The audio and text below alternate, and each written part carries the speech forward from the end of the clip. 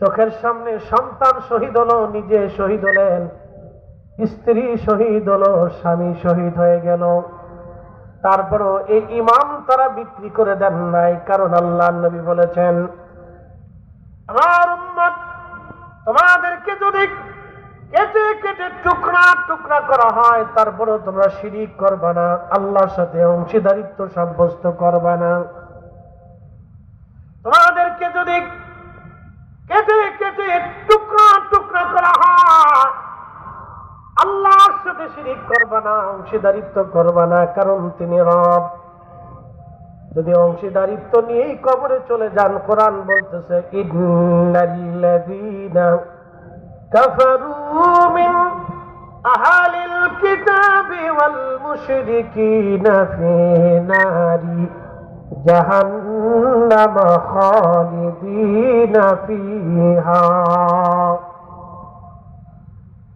নিশ্চয় যারা মুশরিক, যারা কাফির, এক আল্লাহতে বিশ্বাসী না, আমার রসুলে বিশ্বাসী না, কিতাবে বিশ্বাসী না, কবরের সওয়াল জবাবে বিশ্বাসী না, হাসরে বিশ্বাসী না, ফেরেশতায় বিশ্বাসী না, পূর্ববর্তী নবীদের উপরে কিতাবের উপরে বিশ্বাসী না, জান্নাত জাহান্নামে বিশ্বাসী না, হাউজে কাউসারে বিশ্বাসী না, হাসরের মাঠে যারা বিশ্বাসী না, ফুলসিরাতে যারা বিশ্বাসী না, আল্লাহ ডাক দিয়ে বলতেছেন তারা কাফির।